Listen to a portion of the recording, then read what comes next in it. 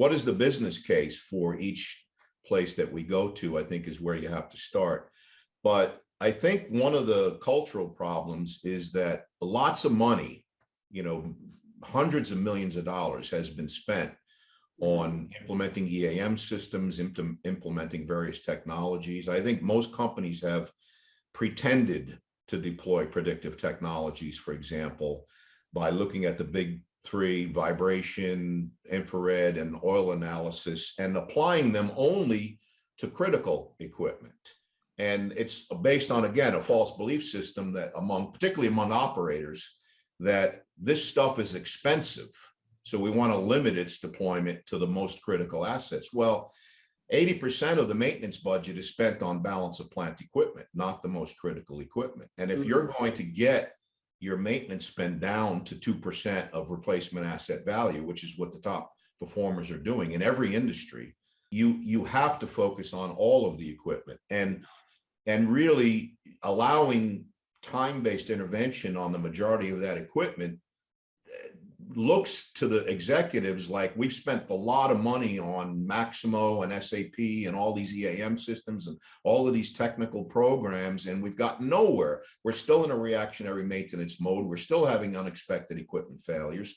We've retuned our work management process of planning, scheduling.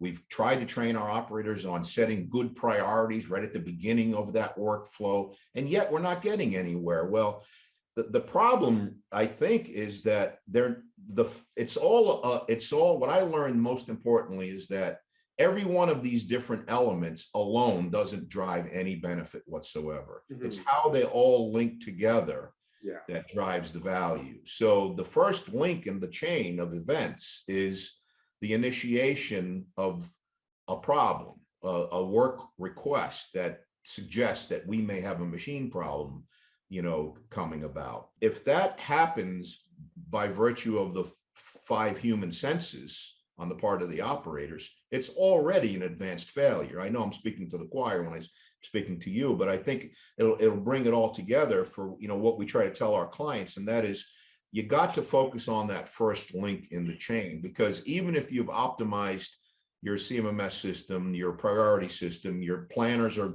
selected properly and they're trained well, and your schedule compliance is still low, and your productivity and your wrench time is still low, because 80% of the work that you're running through that work management process is urgent. You didn't get advanced warning that gives you the time to plan and schedule, and therefore result in more optimum, more productive, more efficient execution of the work, allowing people time to do precision repairs that they can be proud of, that they can say, hey, I'm willing to put my signature on that work I just did. I'm a craftsman. My father, my grandfather taught me how to do this. And now, unfortunately, we don't have that pride in workmanship out there in most plants. And it's because management is not providing the right context to allow them to add value to the business. It's gotten that way over the course of many, many years. So I think the most important element is to figure out how to drive those predictive technologies deep into the asset base, not just on the critical equipment. And you can't do it all at once, because you'll end up identifying way more corrective work than the current organization can handle. So you've got to start with the most critical and work your way up. But ultimately, over the course of 4 or 5 years, you can break that reactive cycle and get to a place where, failures are unusual here. It happens. I mean, we take people to places that have already accomplished that.